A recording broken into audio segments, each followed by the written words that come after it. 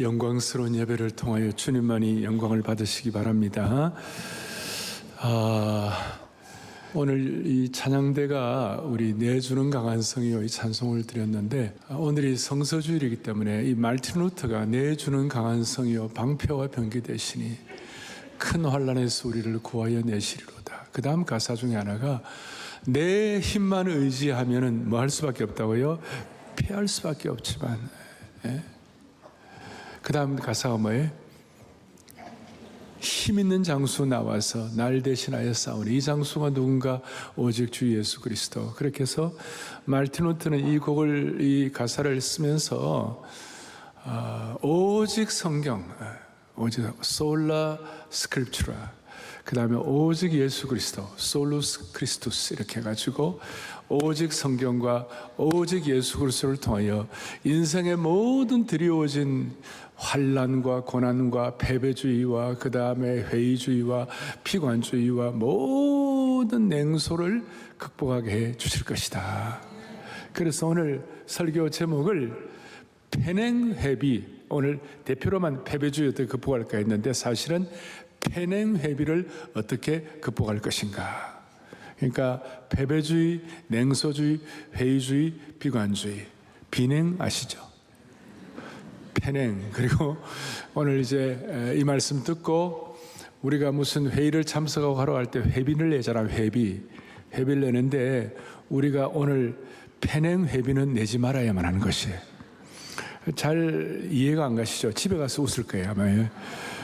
자, 그런데 우리가 어떻게 하면 패배주의, 냉소주의, 회의주의, 그 다음 피관주의, 비판주의를 극복할 수 있을 것인가? 이거는 우리 속에도 이런 성향이 다 있거든요. 그러니까 오늘 성탄을 한 10일을 앞에 놓고, 성탄절 앞에 놓고 오늘 이 말씀, 정말 예수님이 우리의 삶에 어떻게 패냉회비를 극복할 수 있을 것인지를 여러분 다 깨닫고 말씀의 능력을 가지고 돌아가는 은혜가 있기를 바랍니다. 제가 최근에 그리고 오래전에 최근에 경험한 두 가지를 말씀을 드려요. 하나는 뭐냐면 1986년도에 지금부터 49년 전에 제가 신학교를 졸업할 때인데, 그때에 한국에서 유명한 목사님이 오셔서 미국에서 집회를 하셨어요. 집회를 하셨는데 제가 그때 미국에서 공부할 때니까 그 목사님 제가 잘 알아서 집회에 참석을 했어요. 참석 마치고 난 다음에 목사님이 저보고 뭐라 하냐면, 형제, 이야, 대한민국이 앞으로 50%가 예수 믿을 가능성이 많아. 50%가 그러니까 오형제 시대 잘 준비해요 그러더라고. 나는 그 당시만 하더라도, 지금도 물론 그렇지만 어른들 말은 하늘처럼 받들어야 되는 말인 줄 알고 50%가 예수 믿어야 될 것이다. 그래서 2033 50 비전이 나온지 몰라요. 그런데 하여튼 50%였으면, 그럼 우리가 그렇게 되지는 않았지만 그럴 때가 있었어요. 그리고 최근에 우리 교회 일기 장로님 한 분이 사업하시는 분이신데, 이 서울선언, 우리 세계복음주의연맹총회 서울선언, 이걸 다 읽어보시고 너무 은혜를 받으시고, 어떻게 하느냐면 가시는 곳마다 회의할 때나 식사할 때나 그 다음에 교제할 때나 누구를 만날 때나 완전히 이걸 계속 같이 나눠주는 것이에요. 나눠주시고, 또 저희 교회 대학 총장님으로 계시는 안수 집사님이 계시는데, 성탄과 연말 연시에 선물을 이걸로 하겠다고. 그래서 우리 교회 뭐 몇백 부 요청도 하시고 대학 교수님들에게 다 나눠주겠다고. 자, 이런 말씀을 제가 이제 듣고, 그렇구나. 자, 오늘은 성서주일로 제가 지키고, 한국교회는 본래 이 12월 둘째 주일을 성서주일로 지키는데, 그래서 여러분 찬송을 달고 오묘한 그 말씀, 생명의 말, 이 찬송하는데 은혜가 되었어요, 안 되었어요? 그 성경 사랑하는 사람은 그 찬송할 때마다 마음이 짱해지는 거예요. 그 찬송할 때마다. 아름답고 귀한 말씀 뭐로다? 생명샘이로다. 생명의 능력과 기름 부음이 그냥 껍데기가 아니라 진짜 생수가 길어져 올라오는 거예요. 자, 오늘 그런데 한국 교회는 지금 많은 분들이 이제는 더 안 된다. 주일학교도 문 닫고 뭐 청년들도 많이 떠나가고 뭐 이런 얘기를 많이 합니다. 전 세계 공통적인 현상 비슷하게 하기는 합니다만은 여러분, 하나님의 말씀은 변치 않는 것이에요. 예수 그리스도는 동일하신 분이세요. 그렇다면 우리가 좀 생각을 해봐야 될 거 아닙니까? 그래서 저는 오늘 골로새서 1장 28절 29절에 제자훈련의 대헌장이라고 할 수 있는 이 말씀을 여러분들에게 같이 이렇게 좀 놓고 정리를 하는 것인데, 여러분, 우리가 이 서울 선언할 때 여기에 키가 뭐냐면 성경의 절대권이, 예수 그리스도의 유일성, 그리고 이 일을 앞으로 세계교회가 향후 10년, 20년 어떻게 할 것인가, 두 가지밖에 없다. 이것이 확실한 복음을 전파하고 그 사람 제자들을 양성해야 할 것이다. 이것이 여기 키예요.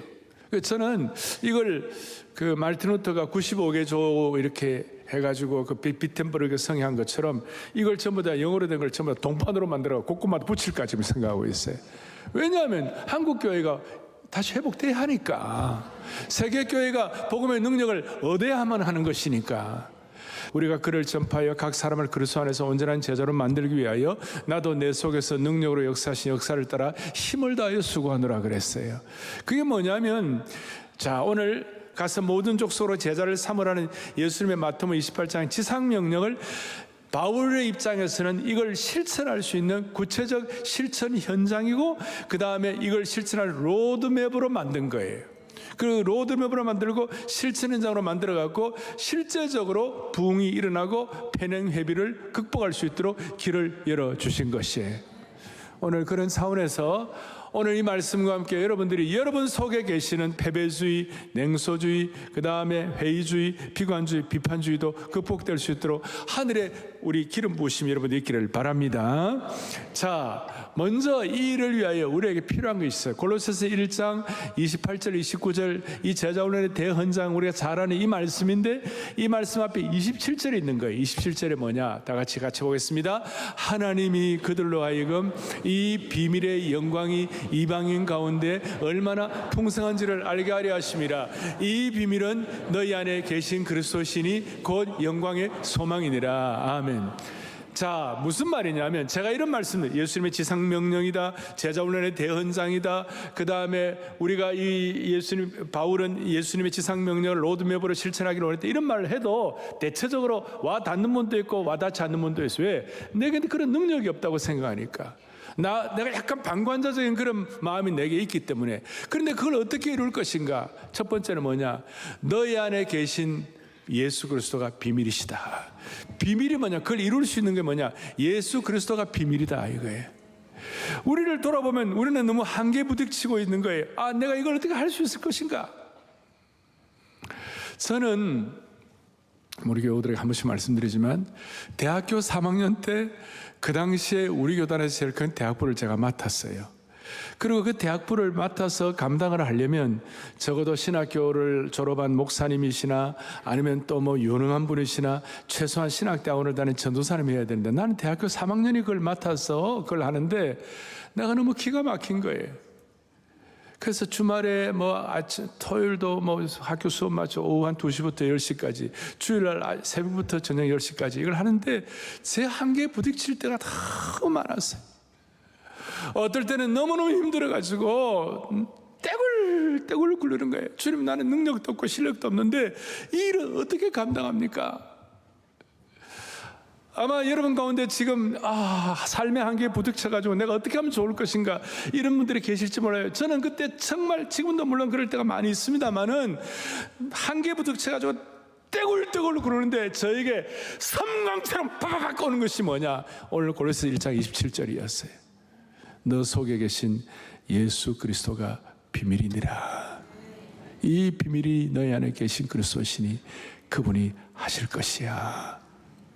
앞에 1장 15절 이렇게 나와 있어요. 예수님 왜 비밀인가? 그는 보이지 않는 하나님의 뭐예요? 형상이시요 모든 피조물보다 먼저 나신 이시니. 일단 16절 다 같이 크게 우리 합독하겠습니다. 만물이 그에게서 창조되되 하늘과 땅에서 보이는 것들과 보이지 않는 것들과 혹은 왕권들이나 주권들이나 통치자들이나 권세자들이나 만물이 다 그로 말미암고 그를 위하여 창조되었고. 할렐루야. 만물이 다 그로 말미암고 그를 위하여 창조된 줄로 믿습니다.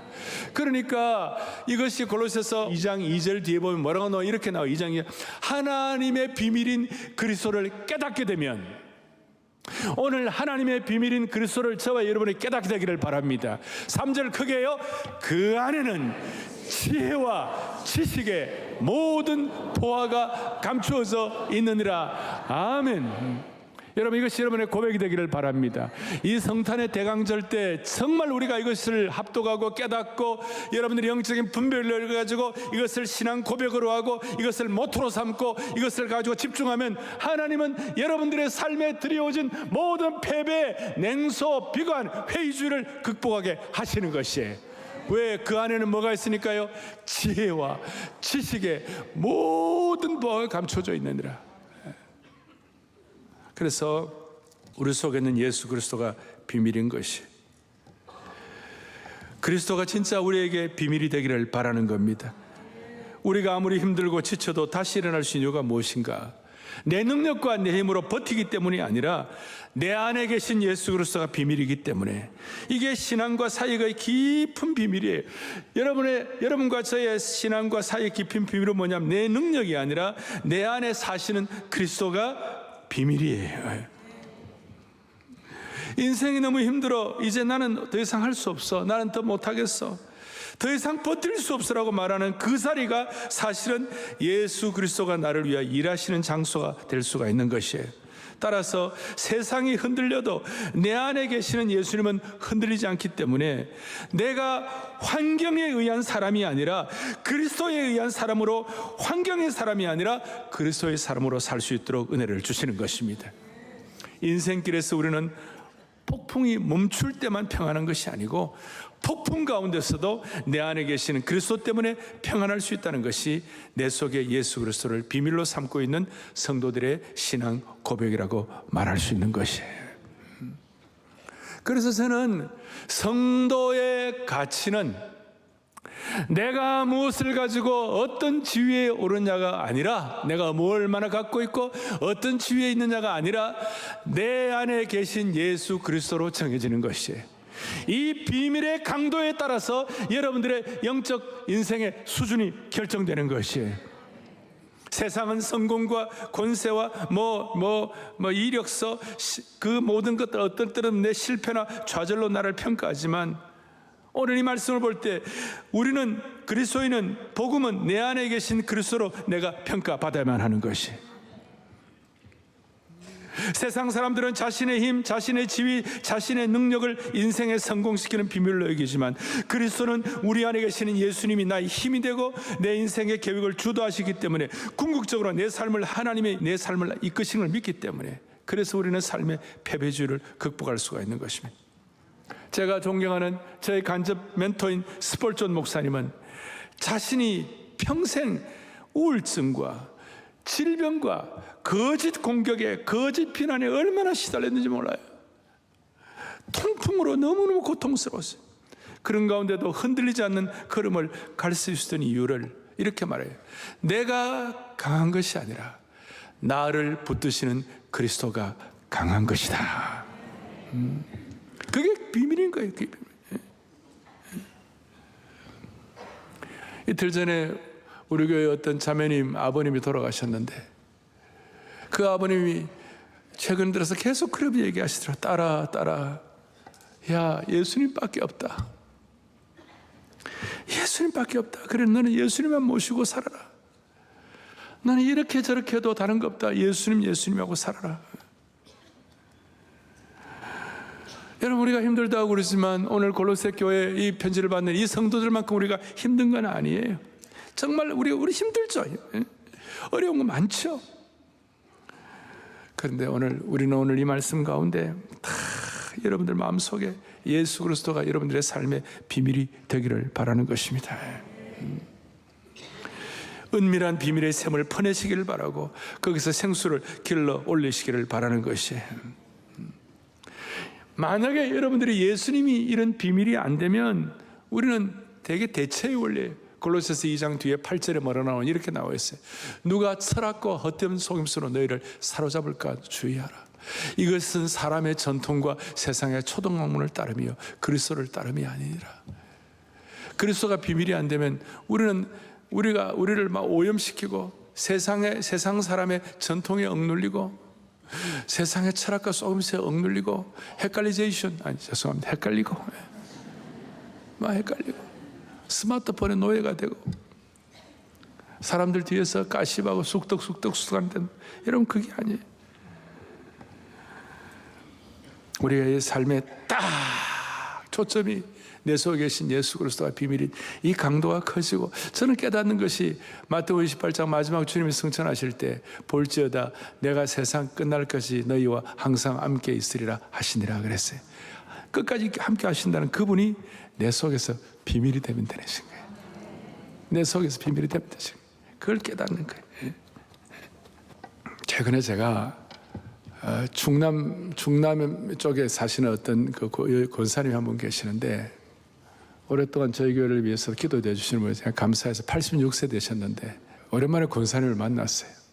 권사님 반가워요. 근데 86세인데 몇 년 전에 비해서 하나도 안 늙었어. 그래서 제가 권사님 왜 이리 안 늙어요? 그러니까 나보고 웃으면서 목사님 왜 이리 안 늙어요? 그러니까 목사님 제가 안 늙는 건요 제가 행복해서 그래요. 그런 거예요. 아이고야.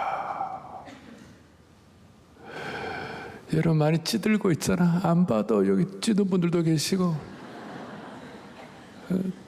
저도 어려울 때는 보면 저도 긴장할 때도 있고 다 이래 있는데 행복해서 그렇다고. 여러분 어떻게 하면 행복합니까? 예수님 사랑으로 남편 사랑하고 가족 사랑하고 사랑받고 성도들 사랑하고 여러분 우리는 예수님이 내 속에 계신 비밀이기 때문에 우리가 행복하기를 바랍니다. 사랑하는 그 성도들 행복하셔야 돼. 한 번밖에 없는 인생인데 주 안에 있는 나에게 딴 근심이 있으랴. 주님을 찬송하면서 할렐루야 할렐루야.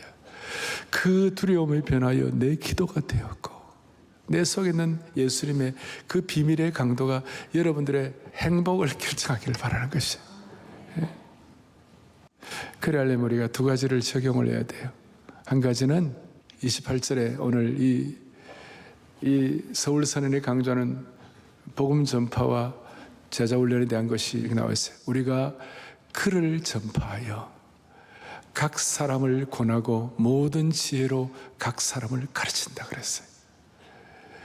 우리가 글을 전파하여 각 사람을 권하고 모든 지혜로 각 사람을 가르친다고 그랬는데 글을 전파한다는 이 말이 이 헬라어는요 이게 문장이 길 때 주 동사가 있고 그 주 동사를 꾸미는 동사처럼 보이지만 participle 분사가 있어요.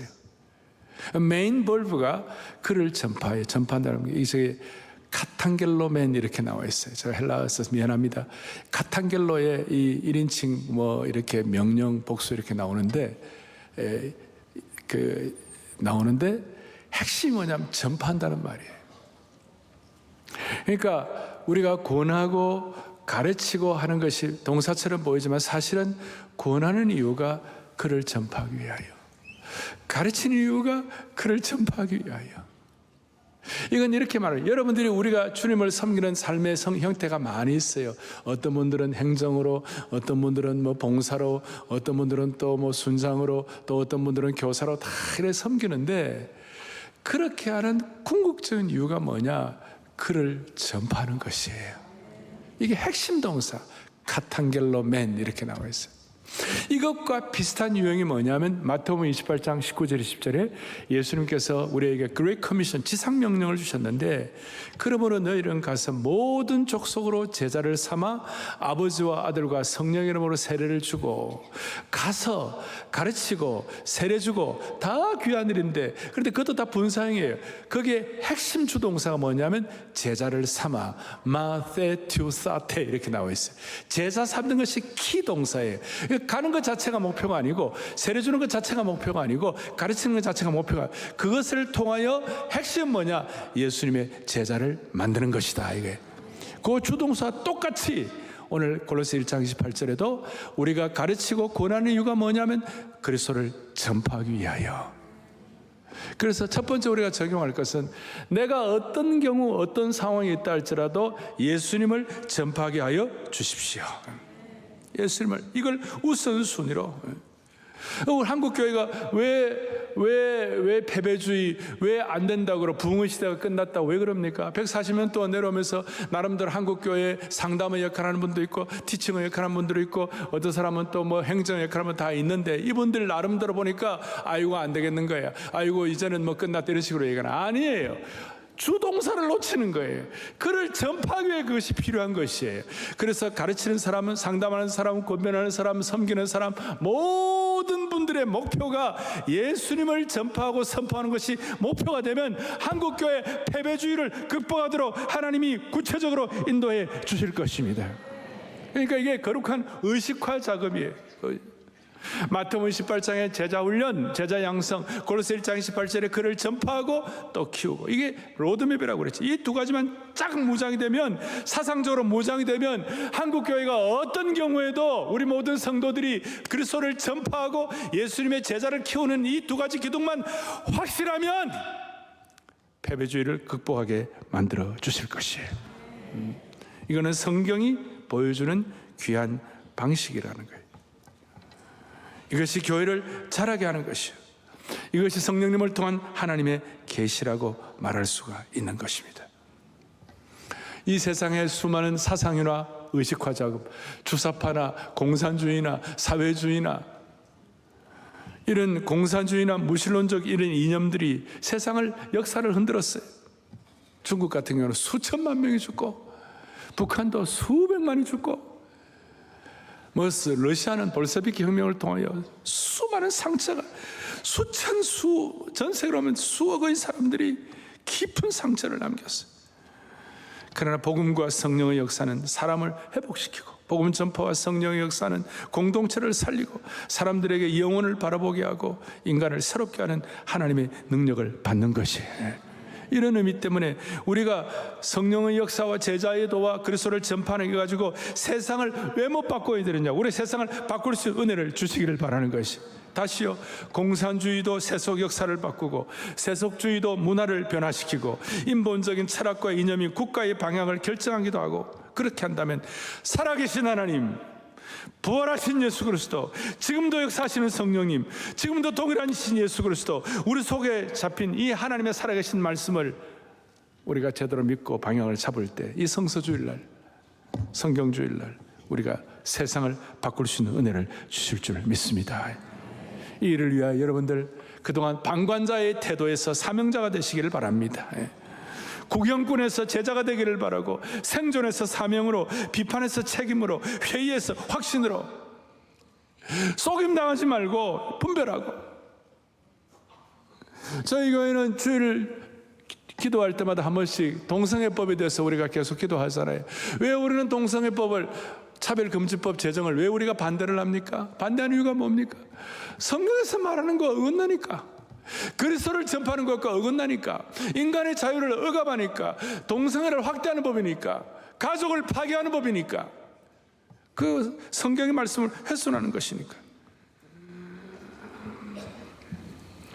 다시요, 구경꾼 방관자가 아니라 복음의 증인이 되고, 다시 우리가 사명자가 되어가지고 이 패배주의부터 시작해가지고 비관주의를 극복할 수 있도록 은혜를 주시기 바랍니다. 사무엘상 17장에 보면 골리앗 앞에서 이스라엘 백성들, 그 사울과 그의 다윗의 형들과 진영이 벌벌벌 떨고 있었어요. 다들 패배주의. 그때 다윗이 뭐라고 그랬어요? 하나님이 살아계신 하나님이 죽었냐? 그러면서 물맷돌을 준비해가지고 골리앗을 넘어뜨렸어요. 오늘 한국교회 주신 물맷돌 2개가 뭡니까? 성경의 절대권이, 그리스도를 위한 앞으로 향후 세계교회가 제자들을 키워야 되는 이 2가지는 강력한 이 시대의 물맷돌이 되는 것이에요. 민수기 13장 14장에 보면 열정탐꾼이 완전히 와가지고 패배주의, 이제는 끝났다. 안악자손이 볼 때 우리는 그들 앞에 우리는 메뚜기 같다. 패배주의, 패배보고. 그러니까 불신이 싹트니까 회의가 되고, 회의가 싹트니까 패배감이 들고, 패배가 되니까 하나님 원망하게 되고. 그러니까 불신, 패배, 원망 이런 것들이 다 그대로 연결되는데, 여호수아와 갈렙이 나타나 무슨 말을 하느냐? 하나님이 죽었냐? 우리가 메뚜기가 아니라 그들이 하나님 앞에서 밥이라고 하죠. 우리가 그런 은혜를 받아야 할 줄로 믿는 것이에요.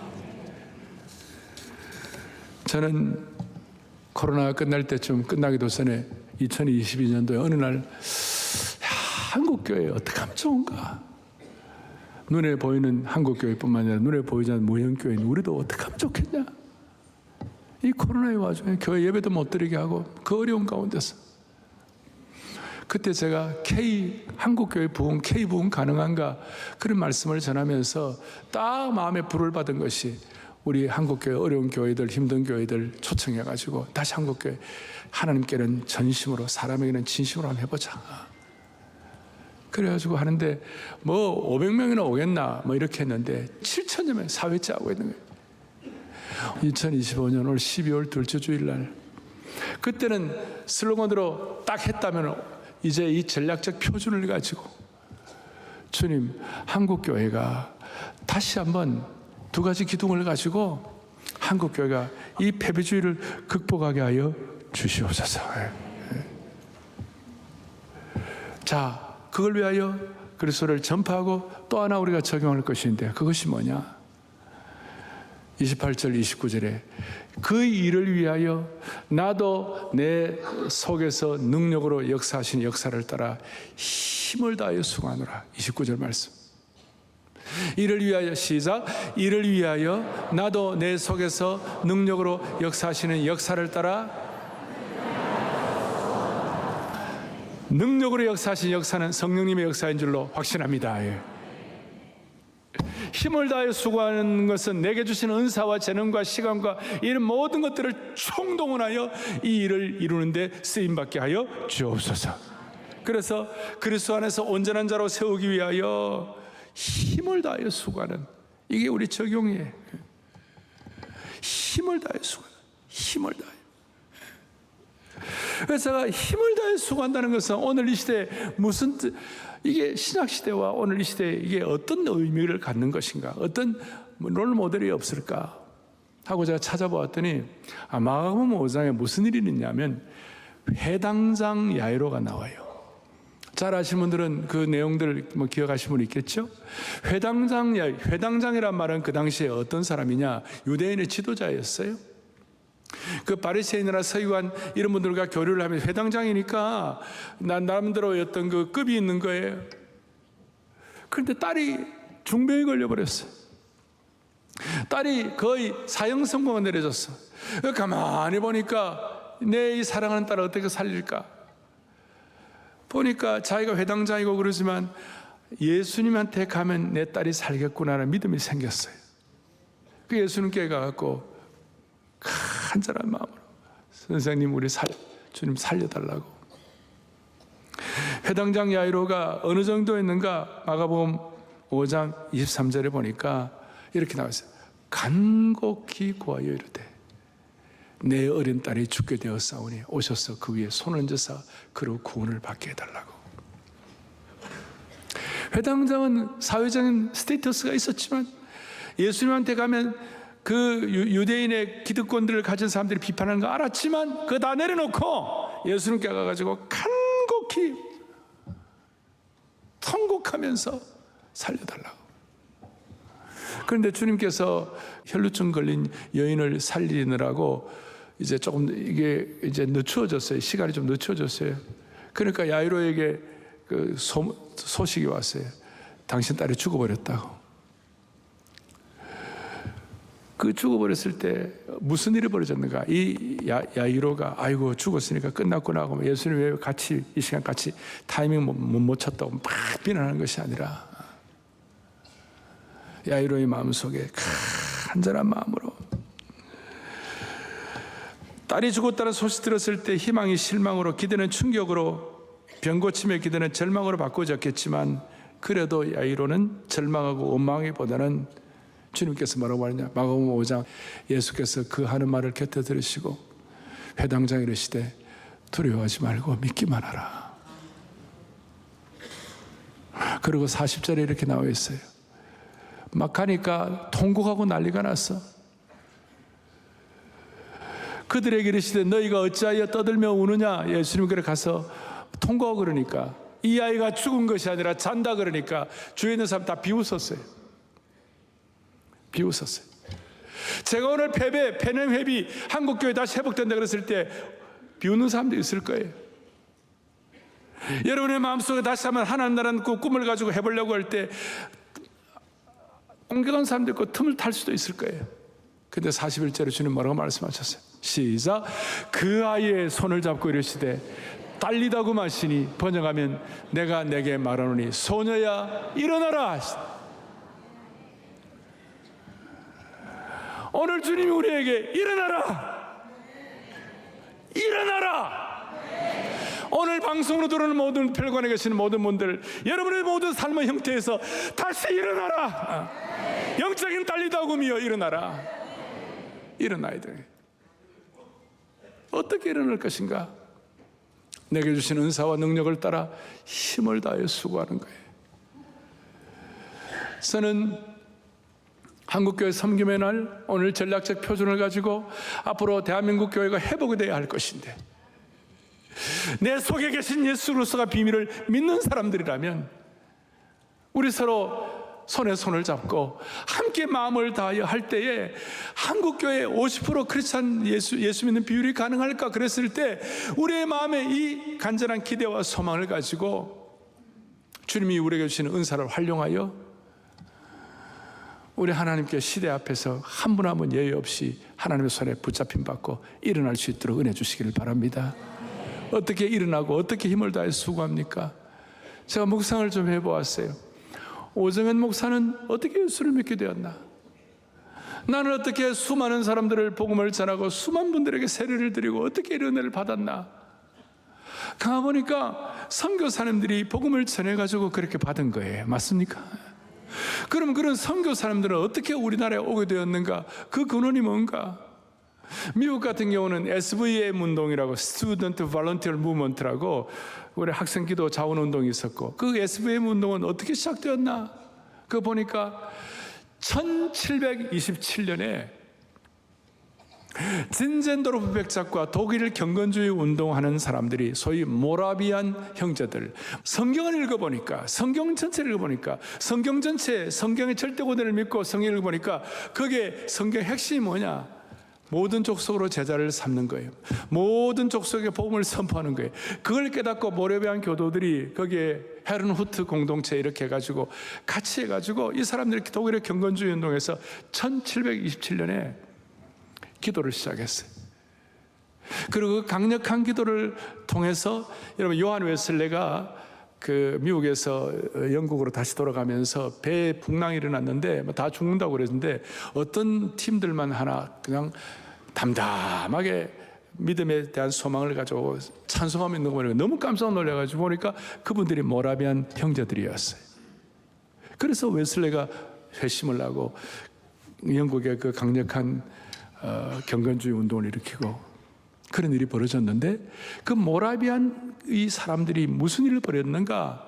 1727년부터 여러분 100년 동안 36,500일 동안 1시간도 안 빠지고 24시간 체인 프레이어 기도함으로 말미암아 그런 결과가 일어나게 된 것이에요.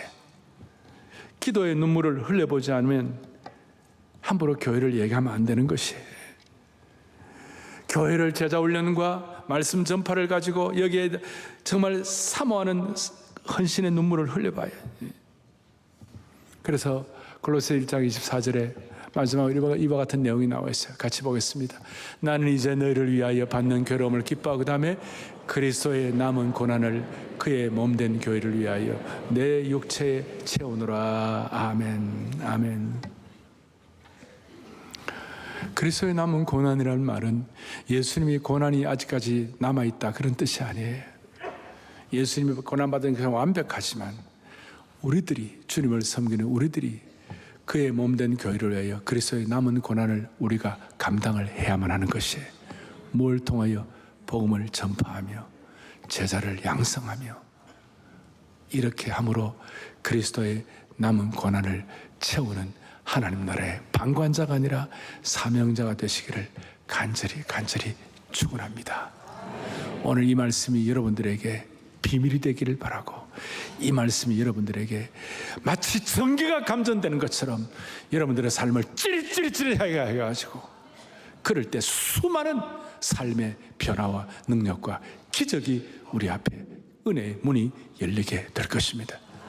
주 여호와는 나의 힘이시요 주 예수님은 나의 힘이시고 나의 노래시고 나의 구원이시고, 그 고백을 하고 우리가 기도하겠습니다. 주여,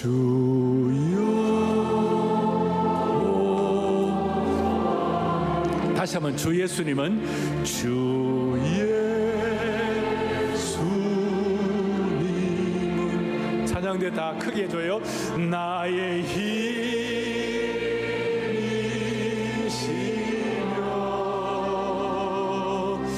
나의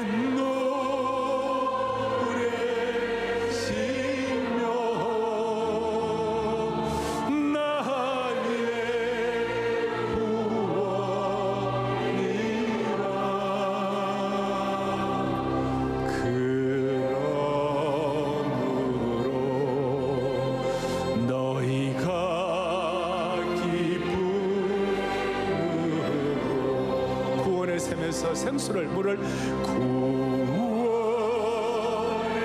샘에서 물을 기르리라. 물을 기르리라.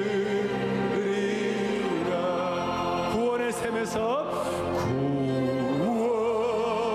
구원의 샘에서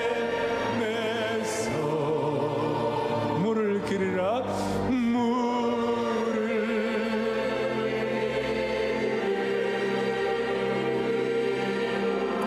자매들만 오늘 이 말씀 듣고 구원의 샘에서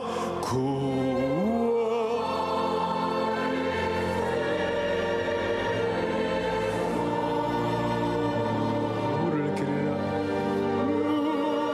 물을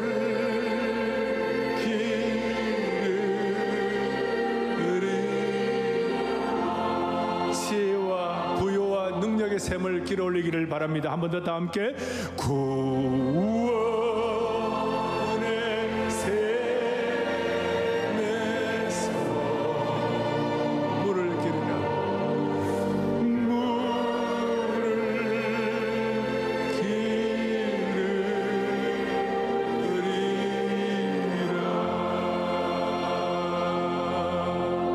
가슴에 손을 얹겠습니다. 하나님 아버지 감사합니다. 오늘 다시 한번 이 말씀을 통하여 인생의 모든 패배주의, 냉소주의, 회의주의, 비관주의를 다 극복하게 하여 주옵소서. 영적 기백이 약한 분들이 계시다면 오늘 내 속에 계신 예수 그리스도를 통한 지혜와 하늘의 부요를 가지고 다시 한번 구경꾼에서 제자가 되게 하여 주시옵시고, 비판에서 책임으로, 회의에서 확신으로 하나님의 은혜를, 그리스도를 선포하는 신실한 남녀 종이 되게 하여 주시기를 원하옵나이다. 우리 모두가 다 21세기의 절박한 야이로가 되게 하여 주셔서 딸을 위하여 그를 살리기 위한 눈물의 기도가 있듯이 우리 모두에게도 이 민족을 살릴 수 있는 절박한 눈물을 허락하여 주옵소서. 2000년 교회 역사는 반드시 답이 있는 줄로 믿습니다. 왜냐하면 주님이 우리의 삶의 알파와 오메가가 되어주시기 때문에. 아니, 주님께서 답이 있다고 하시는 말씀은 우리가 복음 선포하고 그리스도의 제자를 키우기만 하면 하나님이 반드시 길을 열어주시기 때문에 오늘 이 답을 갖고 돌아가는 신실한 남녀 종들로 삼아 주시옵소서. 예수님의 이름으로 간절히 기도 올리옵나이다. 아멘.